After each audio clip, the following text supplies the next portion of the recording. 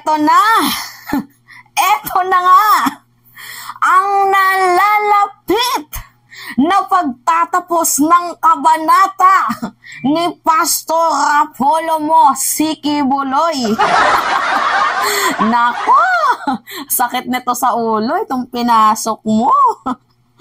Kung sa movie nga or sa mga teleserye, abay laging sinasabi na walang lihim ang hindi nabubunyag.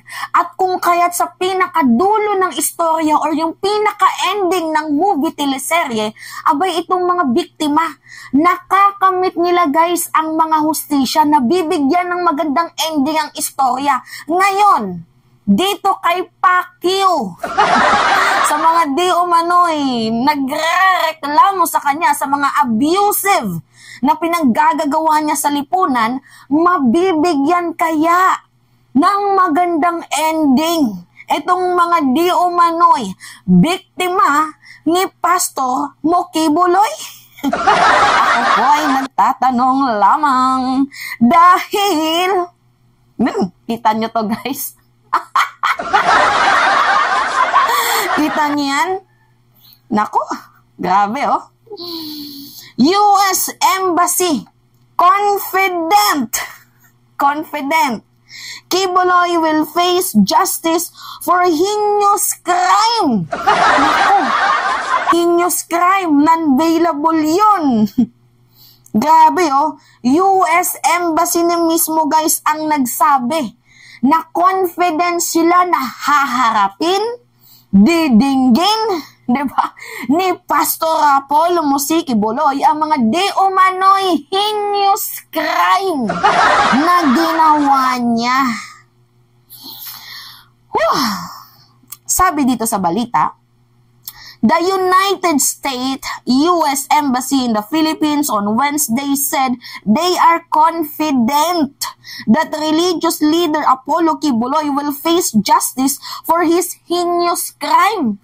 Kaya naman pala niya ata nasabi na parang binigay na daw siya ni President Marcos, ni First Lady Liza Araneta Marcos doon sa CIA at CIA at FBI. Kasi confident na mismo guys ang US na haharapin niya ang mga committed heinous crime na ginawa niya. Kaya pala, ito nga guys, pakinggan muna natin bago tayo mag-jump sa istorya. Lang, palakasan muna natin guys Ito po si Pastor Apollo Kibuloy, ang appointed Son of God ng Kingdom of Jesus Christ, the name above every name. Ito po ang mahalagang ibabalita ko sa inyo. Mula noong 2018 hanggang ngayon, hindi na po kami mapakali sa ating sariling bansa. Nawala po ang aming kalayaan sapagkat kami dito ay sinusurveillance. Sinusurveillance ako dito sa Pilipinas ng CIA at ng FBI. Sarili kong bansa, ako po ay nagtatago sapagkat liligwakin ako ng ganun-ganun na lang. Walang extradition process na gagawin. Dumating po sa aming kaalaman sa mga sandali ito. Wait lang guys Itong si Kibuloy, almost a decade na po na nagtatago sa kaso niya dito sa US. And now, this is your time to shine. Diba? Ipakita mo kung sino ka. Okay, tuloy. From reliable sources, correct me if I am wrong, but these are reliable sources na dumating sa akin. Sino kaya yung reliable sources na tinutukoy niya? Kasi ang alam ko lang naman na nandoon sa Jamaica ay si Maharlika. Diba? Para-paras lang sila ng binuboses Ginugurgur daw sila. Na ayaw na raw po nila ng extradition treaty. Ang kanila daw pong gagawin ng CIA, ng FBI, ng US Embassy at State Department, kasabwat ng ating gobyerno, ng Pangulong Marcos at ng First Lady at kung sino pa man ang nasa gobyerno, ako ay rendisyon ng kanilang gagawin. Ang rendisyon, ang ibig sabihin po, anumang oras pwede lang pasukin ang aking compound at ako ay kidnapin. It's not only rendition but also elimination. If it is possible, pwede nila akong i-assassinate. O, diba, mayroon pang pagbabanta na ipapa-assassinate ka, pinapaharap ka lang naman ni Senator Risa Ontiveros doon sa, sa committee. Ba't di ka humarap? At, diba, harapin mo yung mga aligasyon kung totoo man o to or hindi. But anyway, dito tayo sa US. Rinig nyo, diba? Nakita nyo naman sa balita. US Embassy confident Quiboloy will face justice for heinous crime. Ito kasi yun, guys. For more than a decade, Apollo Quiboloy engaged in serious human rights abuse. For more than a decade. Decade na, guys, ang kanyang pinagtatago. Decade na po siyang nagtatago. And now, this is your time. Diba? Kasi nga, sabi nga ng iba, diba, may mga kasabihan, maybe not now, tomorrow, diba? Ibibigay sa'yo yung nararapat sa'yo. Kung ano yung ginawa mo, siya din yung babalik sa'yo. So, face your consequences. Accept the defeat kung ikaw man ay matalo. Ano? Including pattern, in serious human rights abuse, including pattern of systemic and pervasive rape of girls as young as 11 years old. Tirador ka ng bata, tirador ka ng 11 years old. Tang-ina, anak mo na yan kung tuturingin. Kung totoo man. Anong lasa ng 11 years old? Satisfied ka ba? Ngayon, napagbabayaran mo yung kasalanan mo, masakit ba? Hindi kasi, guys, may kapatid kasi akong babae. Kaya, hindi naman sa nakaka-relate dito. Pero ayoko kasi bilang babae, ayoko ng merong nababastos na kababaihan. And he is currently on Federal Bureau of Investigation Most Wanted List, said ng US Embassy. Sabi ni Kanishka Gangopadhyay in a statement. We are confident that Quiboloy will face justice for heinous crime. Tapos ngayon, galit na galit ka sa ating presidente. Naghimutok ka. Sasabihin mo, akala ko matino ka. Matino naman po ang presidente kasi ginagawa niya ang tama.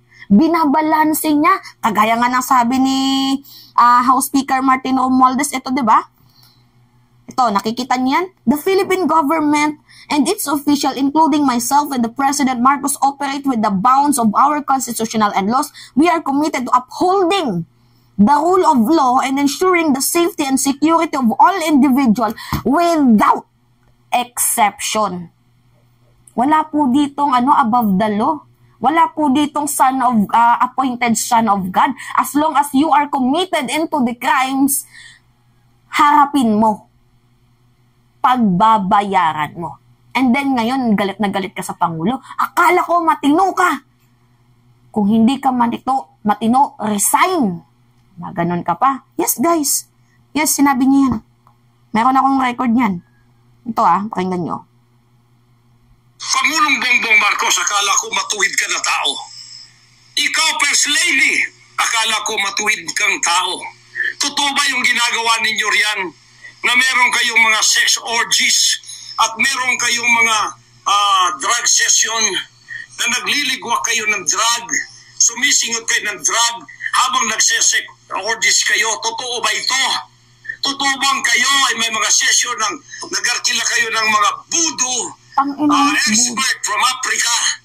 Pagkatapos mga witchcraft sa India at ang inyong session Martis at pagkatapos Biyernes diyan sa Malacanang upang inyong aswagin, i-witchcraft ako, Vice President Sara at Pangulong Digong at ang lahat ng tutol sa inyong paglilingkod. O, diba? Dami niyang sinasabi, no? Kala ko matino ka. Totoo ba? Na nag-arkila kayo ng mga budo coming from the Africa? ng mga witchcraft coming from the India at nagsasagawa kayo ng demon's prayer dyan sa Malacanang. Lakas ng tama ni Kibuloy. At ito yung malala dito guys na binanggit niya. Mabuti pa hanggang maaga pa. Bongbong Marcos, Lisa Marcos, Martin Romualdez, bumaba na kayo sa posisyon. Mag-resign na kayo sapagkat hindi hihinto ang tinig na ito habang naririyan pa kayo. Mga kababayan, tatayo ako sapagkat patay naman lang din ako. Tatayo ako hanggang buhay pa, hanggang may hininga pa ako para sa natitirang buhay ko ay magkaroon naman tayo ng boses at magkaroon ng kahit munting kalayaan na lang mula sa mga banyaga na kasabwat ang mga makapiling Pilipinong ito na itinayo natin sa kapangyarihan. Akala natin ay maaasahan natin sila. Mga demonyo pala. Sorry to say that, but that is the truth. If that is not the truth, then tell me. And you cannot judge me. You cannot condemn me. I am dead already. I am a living dead in your book. Yan. Yeah? Ngayon, sa mga ginawa mong heinous crime, magsisi kay Presidente. Kasi guys, ganito yung nakasanayan niyan ni Pastor Gibbs. Noong panahon ni Kadigungan, confident, malakas ang kumpiyansa ni Pastor Apollo Kibuloy na hindi siya ipapahuli, hindi siya ibibigay, or hindi siya ipapadampot ni former President Duterte. Dahil unang-una, parehas din silang mangkanorba. Diba? Same feathers nga, flocks together. Pangalawa dito, anti-America and pro-China itong si former president. That is the reason why Kibuloy is very confident na sa kanyang sarili na hindi siya ipapahuli. Kasi nasa libro siya o nasa kabanata siya ni Digong na wala sa atin yan yung ano na yan, yung America na yan. Huwag kang mag-alala. And then ginagamit niya ang gobyerno para makascape sa mga allegedly human rights violation na ginawa niya. Sinuportahan niya si President. Diba? Itinayo nila ang SMNI para suportahan ng Presidente. And then, ngayon na nanalo na, gusto magtanaw ng utang na loob. Gusto nilang magtanaw ng utang na loob si President. Dahil pinanalo daw ng SMNI si President. Sinuportahan daw po ng SMNI, kinampanya ng SMNI itong si President. See? Kaya hindi umuunlad ang bansang Pilipinas nang dahil sa mga putang inang utang na loob na yan. Eh ngayon, walang utang na loob eh. Sabihin na lang natin. Kasi hindi kayo pinagbigyan. Kasi ang tinutukoy dito is yung bawat individual na humihingi ng hustisya. Walang exception. Diba?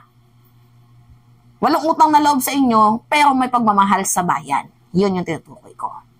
Kasi hindi kayo kinampihan sa ginawa niyong mali, kung totoo man po ito.